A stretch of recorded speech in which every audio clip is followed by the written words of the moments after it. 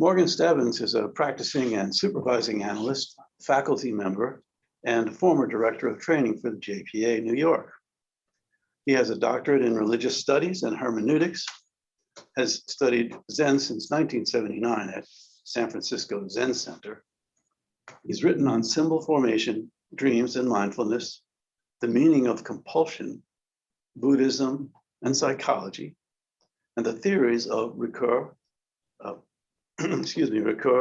Lacan, and of course, C.G. Jung.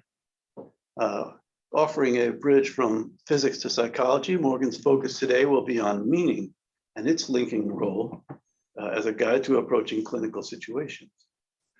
Mes amis, Morgan Stebbins. Thanks, Donald. Jean-Paul Stebbins.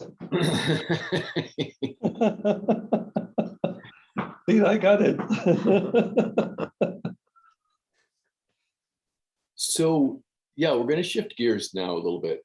And I'm hoping to leave enough room at the end of my comments so that we can have a discussion, as odd as it is to have written questions and then spoken responses. Because now we're going to try to move into the arena that is really more like Jung's arena, which is the arena of psychotherapy and analysis. And that's it's a much more, everyday and mundane kind of way of thinking, even though it's quite subtle, because it has to do with, the very common idea of what is it to get better, if that means anything. What is it to cure a neurosis or to lessen suffering?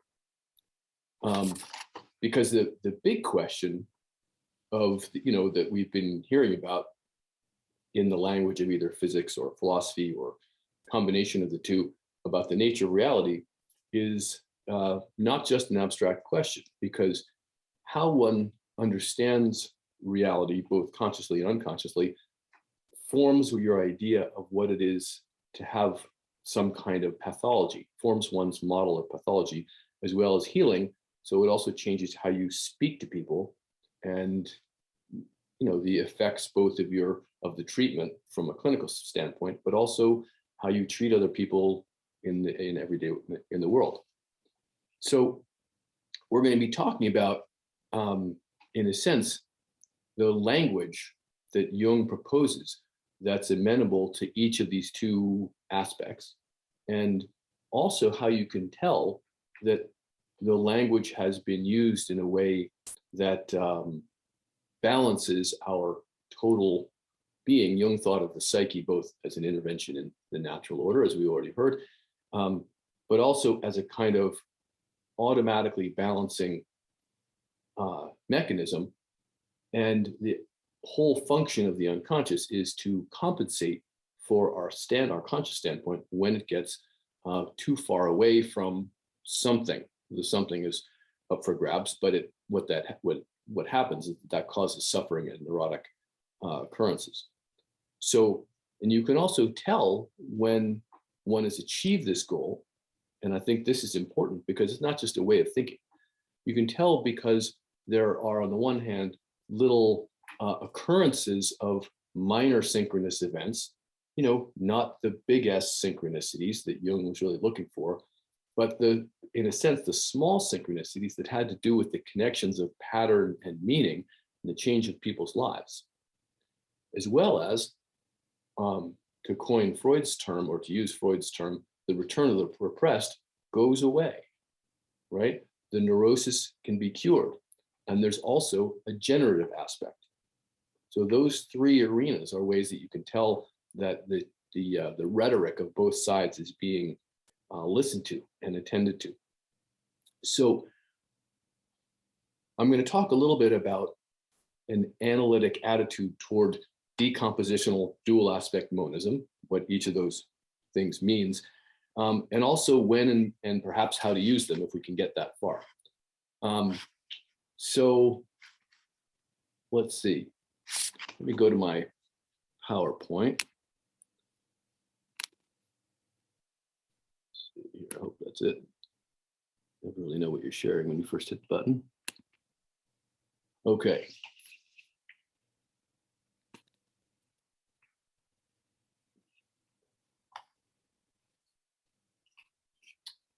Also, I wanted to say to people that are going to ask a question, see if there's a way to ask a question that might surprise even you.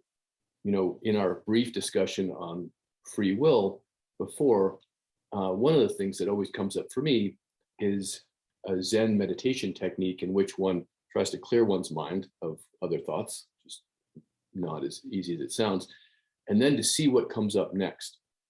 And the amazing thing is that we can recognize a thought when it kind of clears the hurdle and comes into consciousness, but we can't say that we've actually generated the thought. So it's possible that our own thoughts are not generated by our own will, which gets us to another place, really. But I think you can tell when you're asking the same kind of question again and again, and that's reinforcing an old narrative, as opposed to letting something surprise you, which might end up being a very different kind of question and perhaps very creative. Okay.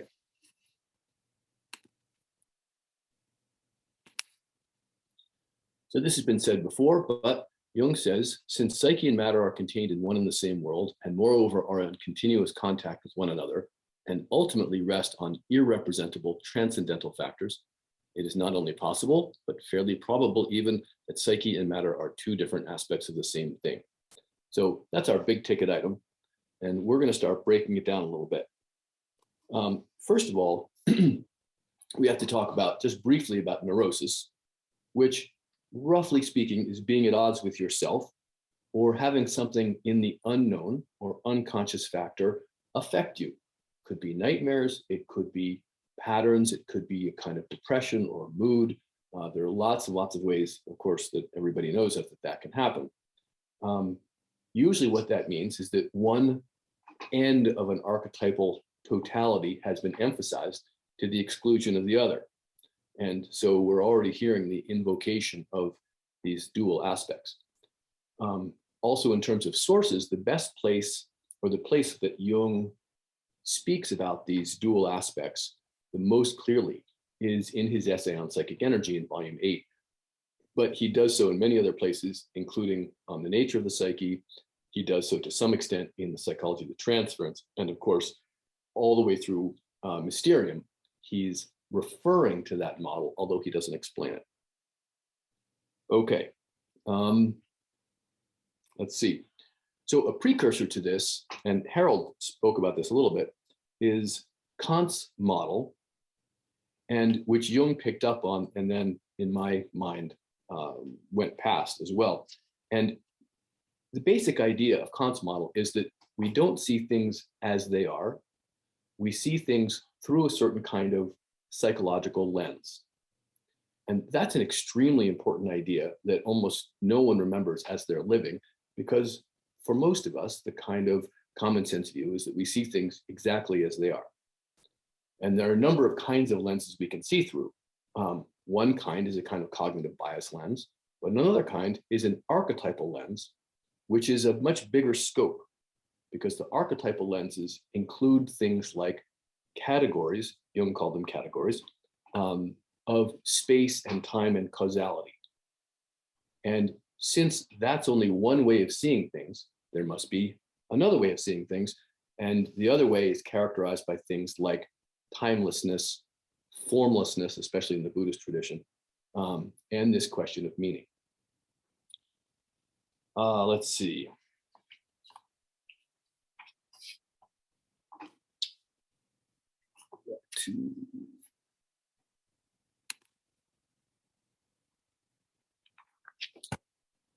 Okay, the causality principle asserts that the connection between cause and effect is a necessary one. The synchronicity principle asserts that the terms of a meaningful coincidence are connected by simultaneity and meaning.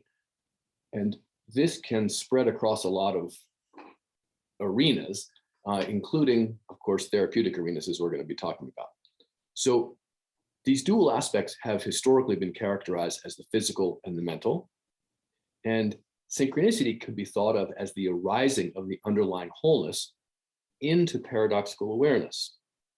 And which is why when it does arise, it seems to abide by the usual laws of space, time, and causality once the consciousness starts to look at it, right? That's the way we normally look at things. We can also notice that from Mysterium, Jung says that paradoxes cluster around the arcane substance. We know the arcane substance could be thought of as the core of a complex, or in Lang's term, the knot that binds our libido, and is itself an entanglement of the two aspects. So it comes up, if we speak of whatever is underlying, it's almost always going to be paradoxical, because we can't rely on one kind of language or the other to do it any justice. And this gets us to one of the reasons that we still study alchemy. And at the JPA is one of the last places that we study a lot of alchemy amongst the training institutes. And that's because Jung develops this idea in one of its most full forms through using alchemical ideas, which, sort of to Sylvester's point, the underlying intuitions and experiences, I think, are nothing new. You know, what's new is that we have different ways of testing the outcomes. And, you know, I think we're on the cutting edge of the emergence of this particular archetype. So it's our duty to continue it. So these deep ideas about the nature of the psyche that he developed with Pauli, and Pauli affected him a lot in terms of these, are foundational enough to include terms like the very function of the unconscious, which he wrote about in an essay called The Function of the Unconscious, happily so. And the function of the unconscious is to compensate for the conscious mind when the attitude is not correct according to the total psyche. The model is more than this, though, and implies practical things like the kind of language that we use, the kind of verbal interaction that we have in any given analytic moment, or even in conversation. So I'm going to outline some of the most simple and relevant aspects of this monism, or onus mundus model. Onus mundus is the phrase from alchemy. And then talk about the parallel styles of intervention implied by the two modes, and how they can be best matched to a particular situation in order to produce the clinical outcome Jung was aiming for. And this clinical outcome could be simply called healing, could be transformation, but is a kind of balancing and interpenetrating of the two aspects we've been talking about. Jung talks about that as the transcendent function. And that's a nod to the mathematical transcendent function, which, by the way, although I studied physics with Fritjof Capra at Berkeley, I don't think I actually learned anything about physics in that class. And my math only goes up to just before solid investigation of the transcendent function. So some of this is going to seem like common sense, but some of it will, I think, challenge some of our colloquial conceptions, especially around causality and the ideas around empathy.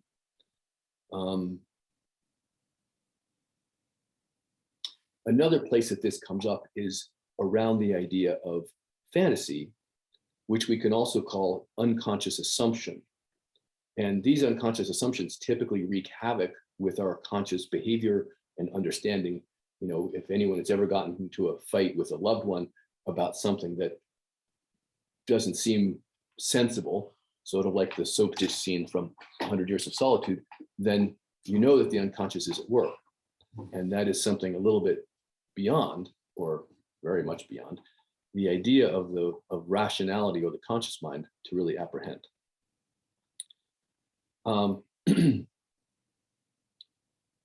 In the beginning of Ion, in the foreword, Jung says that what he's trying to do with this kind of view is to cure our disorientation, which I think is a nice way of talking about what affects a lot of people these days, by revealing and exploring the hidden chambers of the soul. And we do that through the amplification of symbols.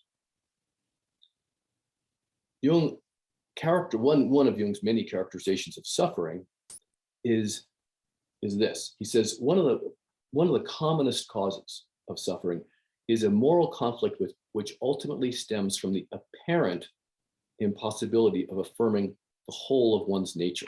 Actually, I might have that in a slide. Okay, well, that's our motto for the day. Symbol does not disguise, it reveals in time. Yeah, okay, here we go. So the apparent impossibility of affirming the whole of one's nature. Now that shows us the good news and the bad news, because our suffering is that we cannot affirm the whole of one's nature, but it's only an apparent impossibility. So back to the idea of hope, which one commentator mentioned, this idea that the symbol is trying to communicate, across time, and it's an unfolding, is very hopeful, because it means that we can understand even quite scary and negative sounding fantasies as having a prospective angle. And we'll talk about the prospective later. But in my mind, that's Jung's, perhaps his most beautiful and brilliant conception, is that neuroses contain within them the seed of the future healing, if we know how to look at them. And that, but they're speaking in a different language. Okay. So let's talk a little bit. What's my next slide here? All right, that's a fine slide to leave there. Consciousness and understanding arise from discrimination, that is, through analysis, that is, dissolution, followed by synthesis, as stated in the symbolical terms by the alchemical dictum, solve et coagula. So the students in my Mysterium course are probably blanching at this, because this is so much about Mysterium here. But in a sense, Jung is not privileging either language. Jung is saying that we typically privilege one side, so therefore we need to learn the other side, what he calls the energic side. But again, since the underlying reality is psychophysical neutrality, and it's also morally neutral, that what we have to do is keep going back and forth between the two languages to have the fullest exposition of the totality. So, and that's really what monism means. So I'm going to go through this this wonderful sentence, decompositional dual aspect monism. Monism means that it's not a dualism. One side is not good and one side is not bad. It's all fundamentally one thing, which means that symptoms are manifestations of the previous and future whole, as opposed to things which should be gotten rid of. So that's a totally different stance than the one which privileges, higher or lower brain or mind or soul or things like that. And, Jung was very much in touch with the alchemical idea that there's a circulatio which goes from the lead up through the 7 planetary spheres to the gold, and then back to the lead. We go from one end to the other. The same thing is expressed in the axiom of Maria. Then we have the decompositional idea. And as was mentioned before, this has to do with Jung's idea that the psyche is fundamentally dissociative. That means that the breaking of the oneness, or the unus mundus, which is also the movement from the one to the two in the axiom of Maria, constitute consciousness itself. So that's why the Tao that can be spoken is not the eternal Tao. When it's all one, there also isn't anything, right? The all one is also not anything. As soon as we can see something, we're seeing it in one of these two modes. So that gives us a corrective if we start to see it only in one mode. And it also shows us this kind of hopeful prospective aspect. If we're seeing a mode we don't like, it's actually implying wholeness if we can understand it the right way. So the tension in the consciousness is, hang on a second. Oh, the tension of the two is consciousness itself. I think that's a very interesting statement that Jung makes, that there has to be, kind of like the poles of the battery or something, there has to be two things to have awareness of something. We can get into some interesting debates around in terms of meditation around this as well, but I hope we don't have to do that today. So the warring of the two sides is a neurotic suffering, but a relationship between the two sides is generative and growth oriented. So this is a little bit like Ricoeur's idea. I'm a hermeneuticist, and one of the most brilliant the hermeneutics is Ricoeur, who's a closet Jungian, in fact. He has this idea of distantiation, which is the fact that people outside of a fused relationship, which means in most philosophical argument, have some distance between them. There is always that distance. He thinks of it as the possibility of relationship. So instead of distance being a negative thing, it becomes the possibility of a bridge. So, okay, let's see.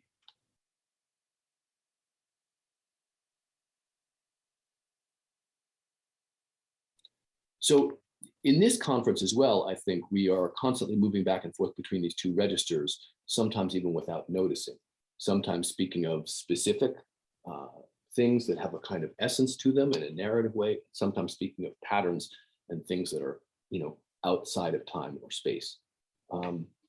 In a way, what we're hoping to do is learn how to evoke a kind of pattern synchronicity, and then to learn what to do with it in our dialogue with someone and in our dialogue with the unconscious.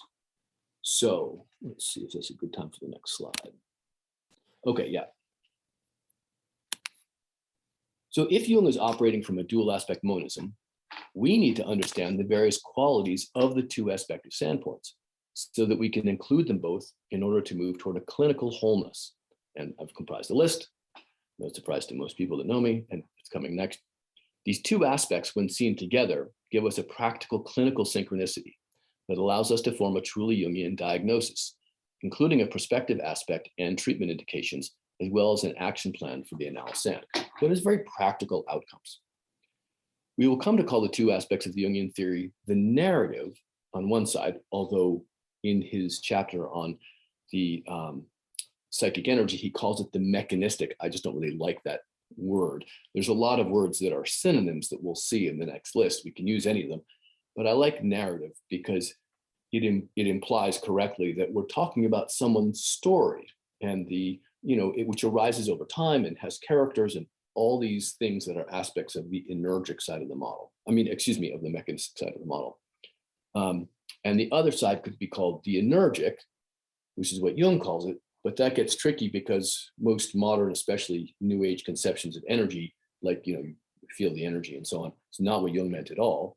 Jung meant the abstract relations between things, which are quantitative, not qualitative, and show you a pattern or dynamic. Those are the two sides. That's why we can call it structural. So you could also say that the archetypes live on that structural side, and the ego and the particular things, particular history and an attitude toward the literal, live on the narrative side. So this is just a note. When using the so-called reductive or narrative orientation, it's important to do so within a Jungian framework, as opposed to, let's say, within a causal framework. Because, as I think it was Roderick Mayne has done some good research on what happens when you use different versions of a theory, you actually get different kinds of results. So, all right, so let's move onward. Okay, so this is my big list. And we're not going to discuss it all in one big shot, but we're going to talk about these pieces in a little bit now, and then we're going to go into some examples. Time's up. All right. So these are culled mostly from Jung's essay on energy, but these kinds of conceptions run all the way through his work. And, he had a very sophisticated hermeneutic stance and stance on what causality looked like. And he, the implication that an imbalance between the conscious stance and the unconscious stance was what caused suffering is still a thing which we're struggling to understand. So on one side of the view, we get empathy, and we'll see why in a minute. On the other side, we get abstraction or insight. And you can see that if you think of these things in terms of unfolding story, you can see why these two sides are different from each other. So empathy and narrative leads to the causal idea because, somebody did something to you last week, and then you had to respond to them in the midweek, and then something's happening now, and that's all caused by what happened last week. As opposed to the final idea, which is that how you're feeling now about the whole thing is leading to something. right? Completely different way of seeing things. And clinically speaking, we usually start with one and eventually move to the other, should the situation need it. The other idea is that the narrative view is regressive, again, not in the Freudian sense, but in terms of moving toward the feelings, moving toward a personal standpoint. Regression for Jung means in a kind of idea of what one needs for oneself, and is retrospective as opposed to the prospective and progressive idea of the structure, because the structure is always going somewhere, not necessarily what the ego thinks, which is why the archetypes are non-ego. I mean, it's not why, but it's in the same category. All right, we could go through all of these, but we won't. We'll move on to some examples. So, but let me pause there for a moment and ask if there are questions. Looks like I'm not sure if there's questions in the chat.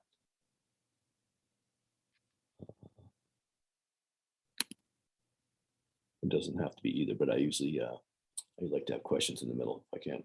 All right, so oops, I can't get rid of the questions. All right, let's move on.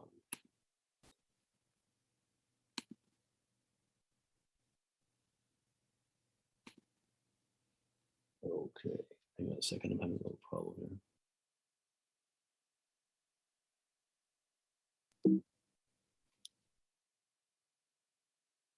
Open the question box, now I can't get it closed.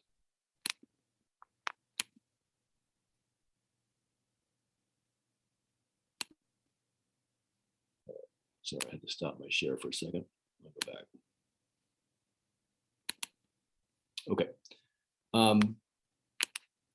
So let's just think about these clinical word groups for a moment.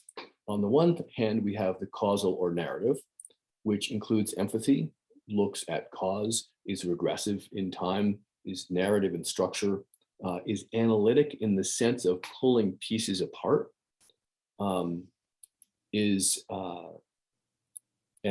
looking at them specifically, at their qualities, at their particularness, and it's an extroverted stance, which usually means that there's a reference to something outside of oneself.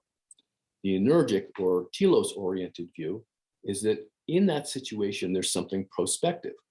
And we can see this if we look at dreams, we can see this if we look at neuroses.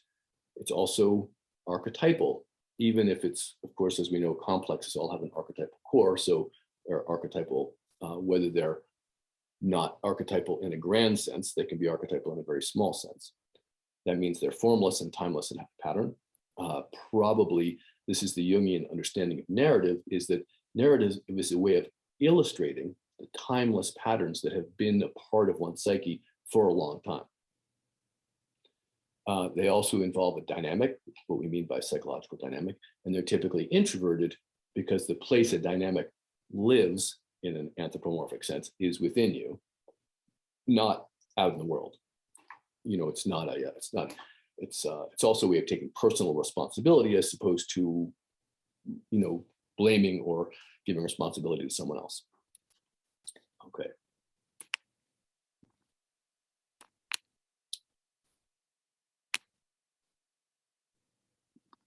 So let's talk about the different interventions.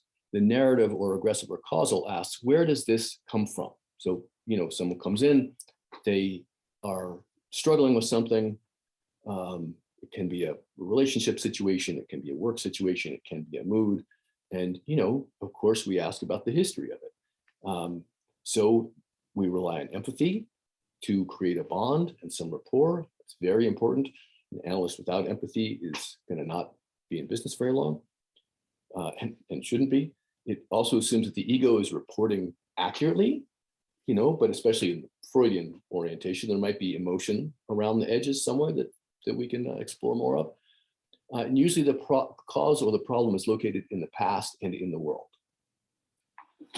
Now, all of this might be, for certain people, the whole problem. You know, there might be something to think through and something that someone needs to get off their chest, in which case the first orientation is going to do everything we need it to do. But Jung says that for any kind of deep far-reaching individuation or deeper problem, then we have to move to the energic or patterned or perspective, which is we have to ask, where is this going? Or what is it for? Which you might think would be an odd question to ask about something that causes us suffering. But the key to unlocking the perspective is in that which we are suffering from itself. So as we can see, it's also not ever either or. There's always a combination of things. But when one side is exhausted, and clinically speaking, you can tell because sometimes this happens quite often, and Alison says, I've been going over and over and over this. Isn't there something else about it? And, that's your cue to say, in fact, there is. There's the structural part. The transformational part of analysis depends on understanding, specifically understanding where a particular neurosis is headed. And this attitude changes fate into destiny.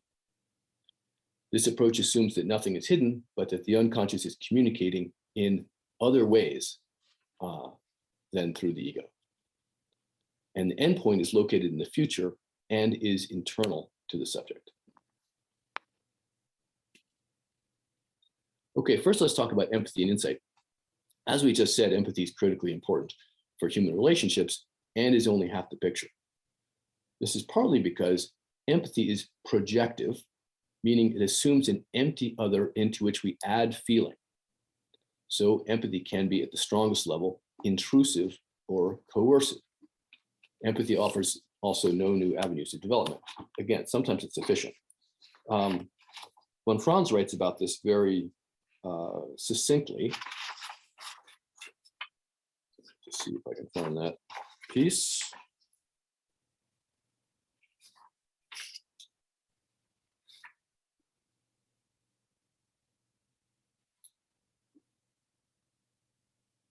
So when Franz says, Jung says that empathy presupposes that the object is, as it were, empty and seeks to imbue it with life. So that's why it's projective. We are projecting what we think is happening with the feeling into the other person. We can see that's very important because it creates a connection and a bond. But however, it's not good at its extreme because it doesn't actually leave room for whatever's emerging from the other person that we might not imagine.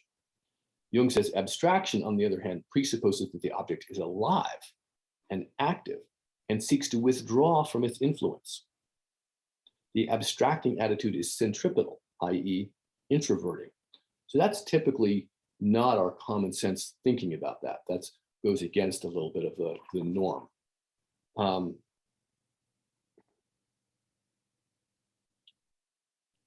Well, Franz goes so far as to say that at its extreme application, empathy becomes violence against the other. And this is what Jung is talking about here with the presupposing an empty object and then imbuing it with life.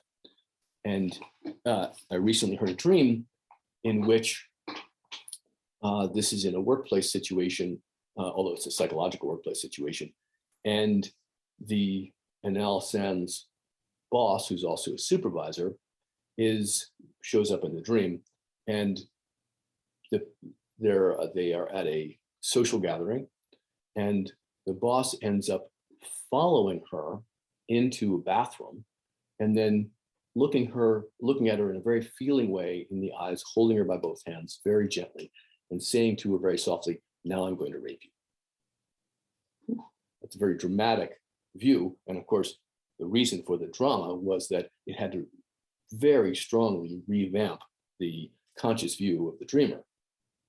And it became clear that this person's soft and gentle and empathetic stance about everything was actually imposing her reality on everything, including the dream.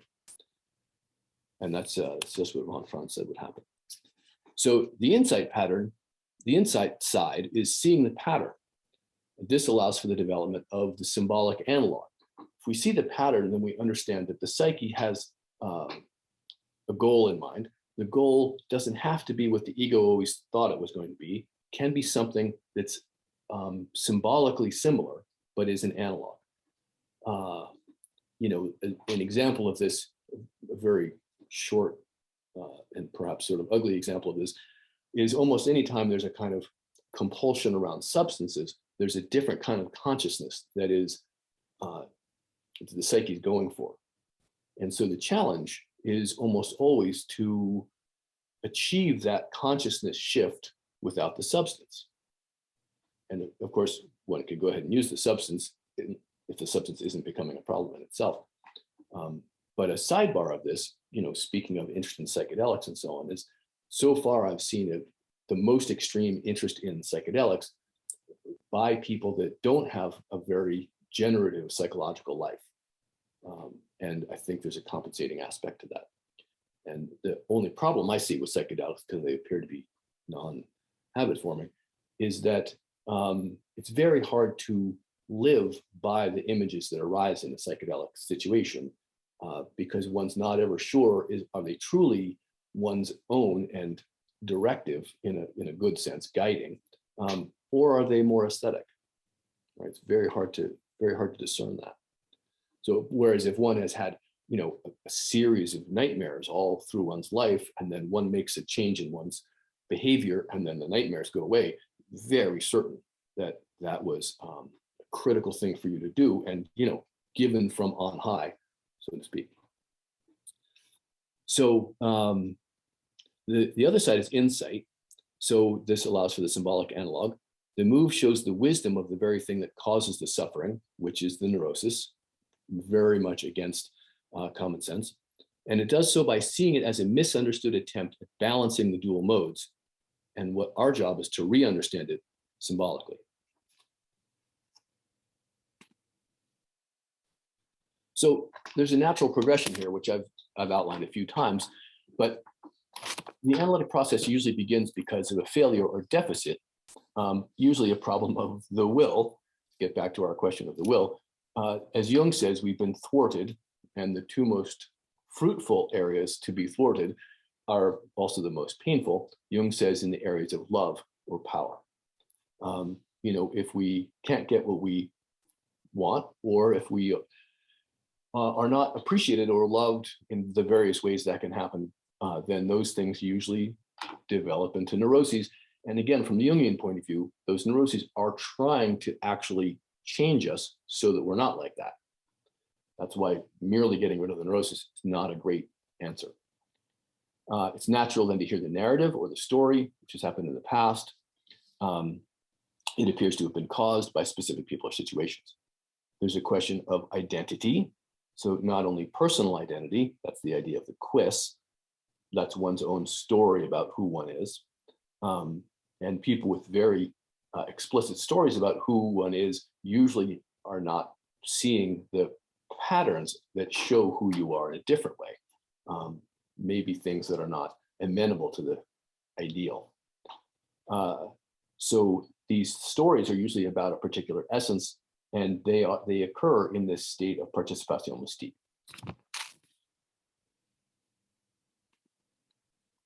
So let's just think about narrative and pattern. Narrative can be seen as pattern. What does that mean? Well, any narrative can be thought of structurally. So for instance, let me just finish this, reading the slide. It can be understood atemporally and active in the present. Jung's assumption is that suffering occurs now, but it uses images from the storehouse of memory to express the current state.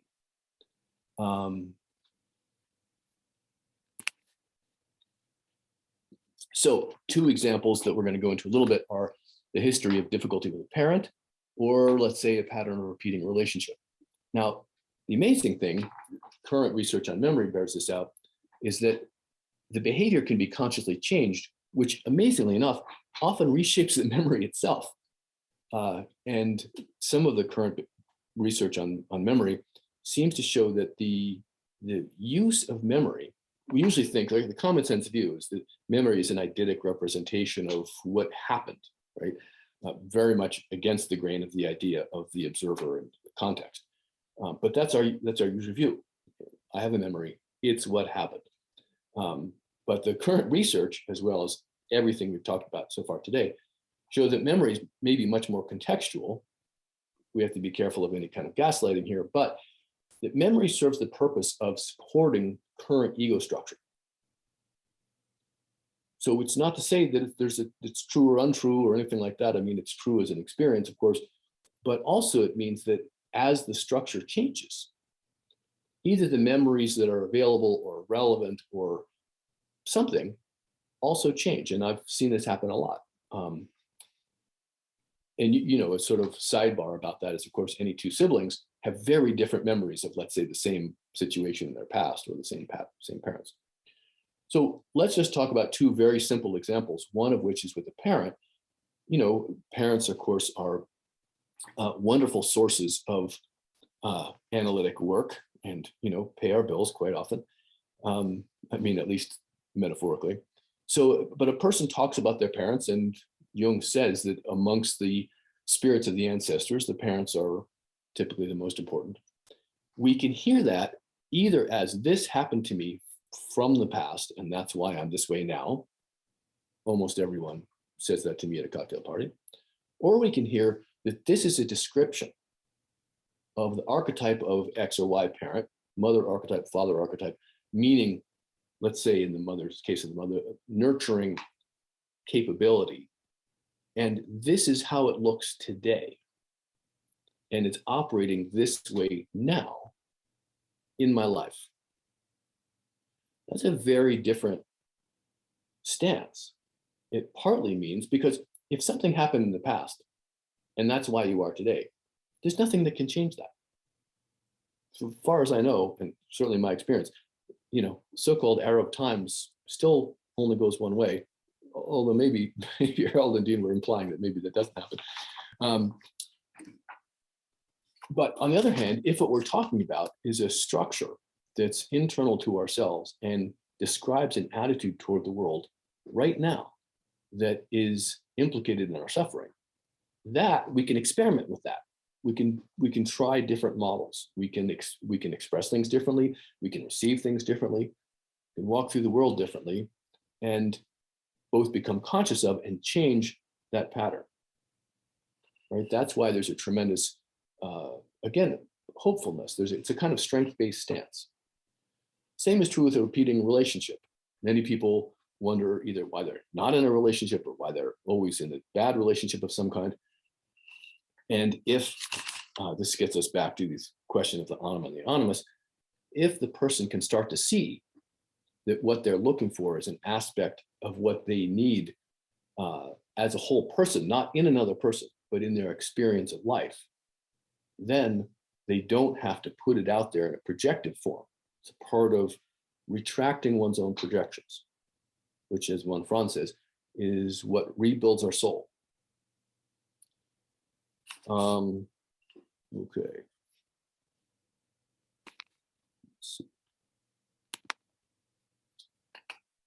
So the move from blame to pattern recognition allows one to see the personal and unconscious agency at play.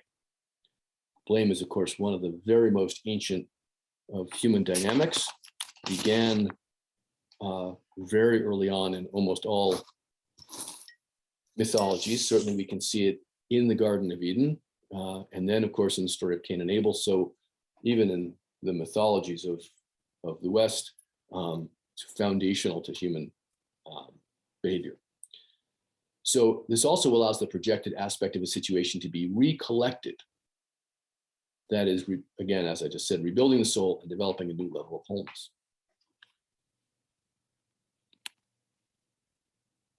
So the personal will, which is lodged in the ego. Oops, sorry, I just unplugged my computer. Had about a 10-second delay here. Can begin to see not just its outer limit, but again, this is also this from the first chapter of Ion, but also the inner limits. Jung says that the human will is circumscribed both by outer limits, which are typically don't cause neurosis. I mean, they cause battles, but that's a fine thing to do, is to battle in one's life. But also the inner limits, and it changes from seeing it as a limit to seeing it as a guide.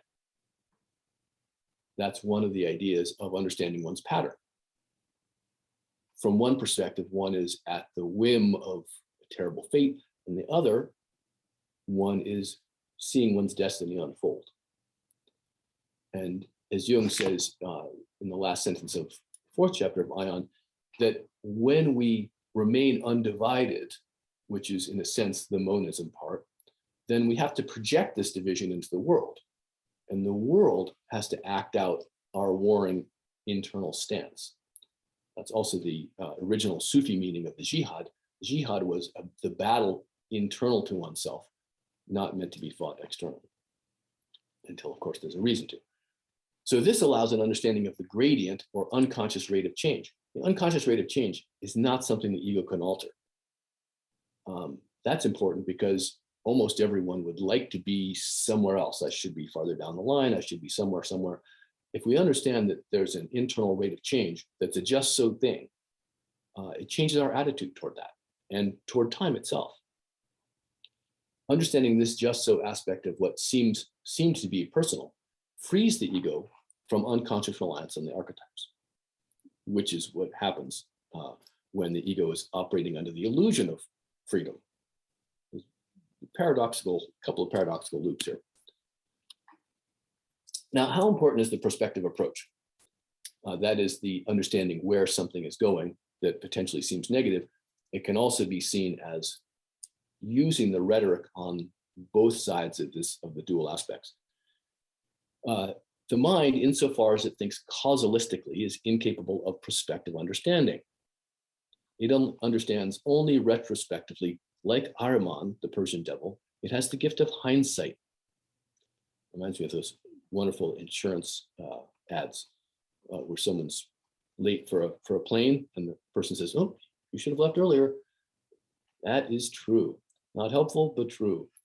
Yet this kind of understanding is only one half of the psyche. The other, more important half, is constructive. And if we are not able to understand prospectively, then nothing is understood. And this is why it's so critical. So the goal is hermaphroditic, partly because it's a combination of the two sides.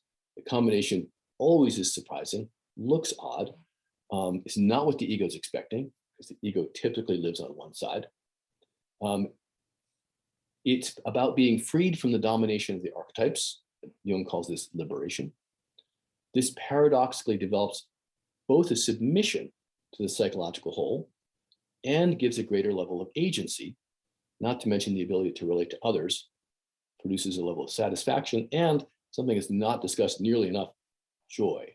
Almost all the mystics talk about a joy or a bliss. Unfortunately, it's the kind of thing where the joy and bliss on the side, let's say before the hermaphroditic goal is very different than after. So it's often misunderstood. Okay, that's what I have for my presentation. I think we have a bunch of time now for some discussion. Let's see what we can do. Thank you, Morgan. Let's see what's coming in here.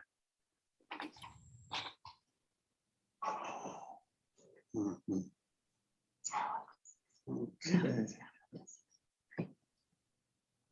Move some things around here. Just a sec.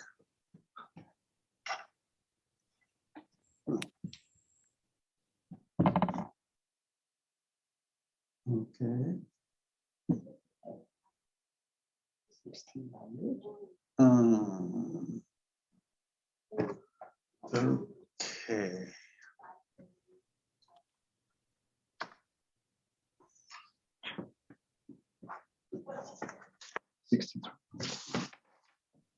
I see one question from Alana saying, does the abstract mean the symbolic? And the abstract orientation is what leads to the symbolic understanding. So yes, they're on the same side of that chart. In other words, you can't get to the symbolic without an abstract view, because the symbolic is indicating a dynamic. That's why the dynamic is not a particular thing, right? This is Jung's distinction between a sign and a symbol. If you say, oh, horse is symbolic of libido, then you know you're wrong, because if it's really symbolic, it's unfolding in time. You don't know what it is yet. It's a thing that draws you. And that's a thing which is not specific and causal. It's structured and opening to the future. So the abstract leads to the symbolic, yes. Okay, we've got a question in the Q&A from Amy Olson. Very interesting comment about the psychedelic-induced insights as untrustworthy. Do you have direct experience from an analysand that you can give an example of? Can one trust an insight disclosed in a substance-induced experience if it leads to permanent change in the psyche? How is this change fully integrated into the healing of suffering? Well, it's trustworthy if you decide that it's trustworthy, and it's generative if it leads to generation. So in my own experience and analysand experience, images, it's a subjective call whether images are authoritative and or trustworthy. So, if I've had a series of images through my life and they become stronger and stronger and start to hit me more and more, then I'm quite convinced that they're both authoritative and trustworthy. They might not be, but I think I have to take it on face value. Especially if a person who's not used to their own images has a psychedelic experience and has a whole bunch of images, I'm not saying that the images themselves are untrustworthy. I'm saying it's going to be very hard for that person to understand the unfolding context of those images and to change their lives very much as a result. If they do, then fine. But also one would have to be quite careful not to take just because, dreams give you a picture of yourself over many dreams in a long period of time. So you wouldn't want to have just one take on a psychedelic experience and then just without a certain amount of testing jump into a different kind of life, because there'd be a kind of naivete there. So it's always a back and forth. You get an image, you're wondering about where it's pulling you, you give it a try. If it's more wholesome, as Jung says in his wonderful definition of the cure, if it makes your relationships more wholesome, if you feel better, if you are more generative in your ideas, then he says it's the grace of God, which means you're on the right track. So if it does those things, then great. I've just found that usually the attitude toward the images is, ooh, that was trippy. What's next? But if it's not, and obviously in certain situations where the psychedelic experience is set up more ritualistically, which is typically what happens if you do the ayahuasca experiences, I know in Peru, for instance, but also in Gabon, then there's much more of a kind of, a stage setup is to badly paraphrase Dean's understanding of Wittgenstein, there's a readiness there to see that as important. But with the dream series, it's much more, you have a lot more information, because usually there's a series that comes up every week and it continues to talk to you, right? And it corrects the things that you're going to do wrong. The psyche always reacts. The unconscious psyche always reacts to behavior changes, to conversation, to changes in your attitude all the time. So the psychedelics are a little more of a blunt instrument in that regard. Okay, we do have a few coming in here. Deborah Fausch asks, perhaps tangential, would you say that the whole purpose of the unconscious is to compensate the conscious point of view? Is that a question? Yeah, that's what Jung says. Jung has an essay called The Purpose of the Unconscious. And in that essay, he says it's to compensate consciousness. So, we can have other discussions about the unconscious, but that's what Jung said. Yeah, is there more to that question? For the moment, no, but okay. We do have another one. How would you understand a very traumatic experience as prospective? Well, so the idea of trauma is a very different whole conception of how the psyche works, as Margaret was getting to this in her question this morning. And there's no doubt that complexes can be triggered by traumatic events. But if things continue to resonate down the line historically, Jung would say that something bad has happened that triggered a complex that, in a sense, then can't process whatever happened in that traumatic experience. So still the emphasis would be on what is it that keeps resonating rather than the particular experience. And which is, and we know that because some people, 2 people or 10 people that have the same very negative experience, and 2 or 3 of them will get over it quite quickly, a couple will see the meaning in it, and then a couple will really be badly injured by it over a long period of time. So really it comes down to not saying that or in terms of saying that if there's a traumatic experience that won't go away, how do we see that? Not that it didn't happen and not that it wasn't terrible, but is there something in it that is still patterning one's life? And can one relate to that? That's the difference, because I think that the jury is still out, and it's fine with me either way it goes, but most trauma-related theories talk about having someone, the trauma gets embedded in the body, like in terms of the body keeps the score, and in that case you need body work. And so there are many ways to approach this. So at some point it also becomes a matter of taste and of technique and of what kind of practice you have. But certainly in my experience, even very bad experiences, again, first they're related to empathically. So when that person is no longer repeating the same image again and again, and Jung got this from his work with war veterans and PTSD. He said if there's a truly traumatic repetition, then the psyche itself is not symbolizing the event, and you can't do anything with it. Then we're just talking about sympathy.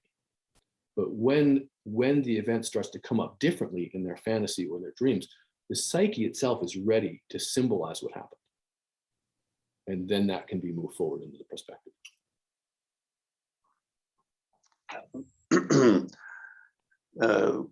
We have a question about, well, can you say more about the hermaphroditic goal? Yeah, that's a good one, right? The alchemists were onto something. So the hermaphroditic goal is an illustration that the psychophysical neutral ground of being, however we talk about it in a kind of ontological mishmash, is not directly conceivable in normal terms. So not only does it have a surprising effect, and this is the problem with, even if it can be experienced in some way, the way it's going to be discussed is going to be either the most subtle of all poetry, or it's going to fall into one of the two sides, one of the two rhetorical sides in terms of the two aspects. So this goal is something that this alchemist came up with, but Jung quite loved, because for one thing, it's not what the ego expects. So almost everyone, let's bring it back to the clinical, coming into therapy wants something out of it. Here's my goal. And if the center of the psyche, which Jung calls the self, is actually unconscious, which is the model, then to be anthropomorphic about it, it has something else in mind. And when the ego finds out what that is, it looks odd. Sometimes Jung says monstrous, but hermaphroditic means it is combined of the two sides and is generative, as you can see in that particular alchemical image. It has the cup of Hermes with the Hermes Trismegistus coming out of it, as well as the tree of life, 10 heads on it. So that's all I can do at the moment, but we can talk about that more. That's a great topic. Thank you, Morgan. Here's I'm trying to go with folks who haven't contributed already. David McDonald asks, how do we understand Jung's essentialist idea of the quis and the quid when set alongside the quantum understanding. For example, Rovelli in Helgoland, I'm not familiar with that reference, that we are only someone in relation to someone else. In other words, that all reality is, in a sense, relational. So Helgoland's a lovely book, and Rovelli is a nice writer on the physics thing. I'd love to know the physicist's views of this, but he does give very, very well written and funny stories and vignettes about the Heisenberg and the early physicists. And so Jung would totally agree that the nature of reality at the level of quotidian understanding, Jung calls the consensus gentian, which means, it's more or less like Victor Turner's social construction of reality. But that's the quis, that's who we think we are. The quid is actually the idea that we are only who we are according to relationship. It's not necessarily the relationships we think we have. It's the idea that that context is everything. I mean, that's the relativistic part of it. So, but we usually can't see our context. So, of course, reality is relational. That's really what we're talking about here. It's non-essentialist. Jung is sometimes accused of being essentialist, but I think what he means is, given a certain context, you can tell what a certain arrangement of the psyche is going for, right? Which is a little different because it has to do with a certain context. It's within the big archetypes that seem to have been there for all time, as far as we can tell. Within that, there are constructions that are inclining toward a result. That's the telos. And those aspects are about the relationship in terms of the energy flow, not in terms of specific like human relatedness. So both sides of the sort of narrative and structure parts of the equation are involved. I mean, this is partly why, when thinking about who one is in terms of one's relationships, it's not always who one thought one was. That's a way to talk about it. Especially in spousal relationships, you can get into a lot of trouble treating your spouse as your anima or animus. There's an aspect which is non-personal, which is floating around, which you project. And then there's an aspect which is personal, which is the other person. And goodness knows you should treat them that way. And both of them are combining at the same time. So the deeply psychological view is to know those two things are hovering in the same moment. Okay. David, you can ask me in class. Okay. Can you touch on the question of free will? I would think that by creating a distance and understanding how the unconscious is responsible to our reaction and to our interpretation of external events, we can somehow create more of a freedom of will to choose how to react and how to transform from patterns that govern us. Am I too optimistic? Tamar, good question. And no, not too optimistic. This is the idea for sure, but it's a paradox because the more we understand how we are driven by our complexes and how we're driven by patterns, when Jung says you find the myth that's living through you, not the one you chose, the one that's living through you against your will, the more you have a kind of elbow room around the demands of the archetypes. And then also some other options in terms of the patterns, right? If you don't think there's any patterns driving you, then of course the patterns are going to drive you without any pushback, right? Whereas if okay, this is certainly true or easier to talk about in terms of substances. Let's say there's this, you're just craving a certain consciousness and you keep on having a desire for the certain substance. If you develop another way to have that kind of consciousness, then you have some freedom around the substance, and that's true for all the patterns. So on the one hand, not too optimistic at all. That's our work. On the other hand, there's a kind of humility one has to have, because if we're truly, if the core of ourselves is actually in the unconscious, which is Jung's model, then we're just riding on the back of something, right? I mean, it's a kind of a question of, in the religious language, the question of doing God's will, which usually comes down to doing some person's will, which is the problem. But whatever that means is the blissful place. We're riding on the back of something much bigger than us.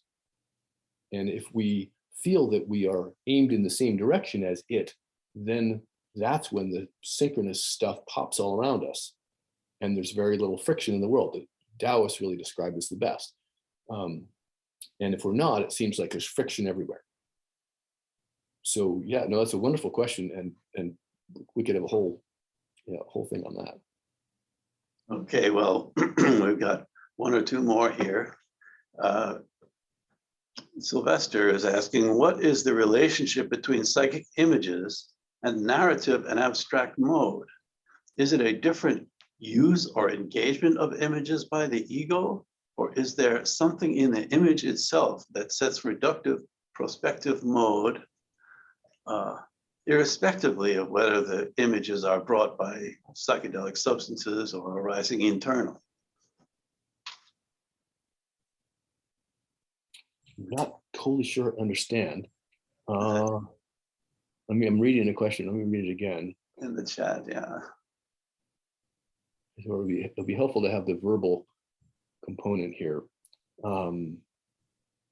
So Lester, let me see if this answers, and you may know better than I, but I think there's a combination of something inherent in the image and something about the attitude toward the image that combines to see what is it unfolding toward.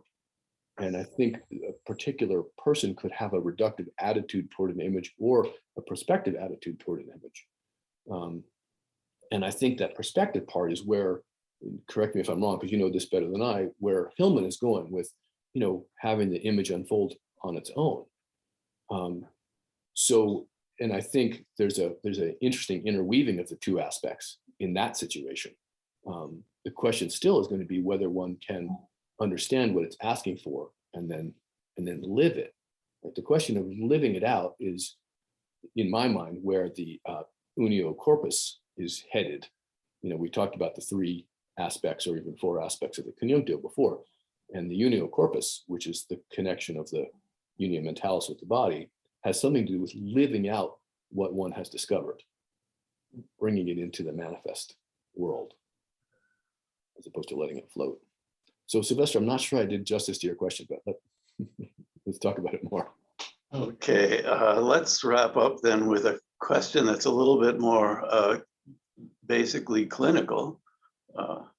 Robert's asking, when synchronicity manifests within the analytic process, how is it used or related to with the intention of furthering the prospective insight? So, Jung has a couple of examples of these, like the famous scarab beetle one. I think it depends who's noticing the synchronicity. So, and what the analysand's openness is toward it. One can't demand that something be seen as synchronous, of course, which is why there has to be a kind of like, surprise value that something's unfolded. I find that even in working on a dream, if one is working on it and discussing the amplification of things, or even diving into the image a little bit, and that starts to light up the person's connections to other parts of their lives, that's a synchronistic move right there. You don't even have to call it anything. On the other hand, if the analyst has something synchronous happen, that's something to be looked at, in my view, at least, not in the analysis. Not in that moment, because that's, but I have a difference of opinion with many people that like to work with so-called induced countertransference. I think if something happens to you as the analyst, you take it to your analysis. It's not for that situation. So So that's my short answer there. But there's definitely more there. I think synchronicities, again, I think what I meant to say in the beginning is what I'm looking for here is very small s synchronicities. If you're doing the amplifying work right, small s synchronicities will pop constantly, and they will be self-convincing to both people. Instead of waiting for like the big s synchronicity, like I heard one recently. I mean, I heard it on not in an analytic situation, in which someone had a friend who was in a hospice, and in a dream, the friend came to them and said they were going across the border, not to worry, they would join them later. And then they woke up from the dream, and the person's mother called them and said, "Oh no, so-and-so's just died." And the dreamer was able to say, "Yes, I know. He came and told me, and I'll see him later." There was that's a big S synchronicity. And what I really like to do is make this palatable and observable all the time, so that we're really living much more in that place, that interstitial place between the two aspects, where that kind of stuff can bubble and not have to wait for it to be compensating. Because Jung thinks that the big synchronicities are often compensating in a very dramatic and sometimes harsh way. The little ones can be gentler. Same way that he said, as we get more and more in touch with our psyche, instead of shouting at us, it starts to whisper to us. Okay, folks, we did say we'd take a break now at 3:15, and there's a little bit more in the chat accessible to all of you if you'd like to check that out and maybe do some corresponding. We will begin again at 3:30 with Beverly Zabrisky's presentation. See you soon.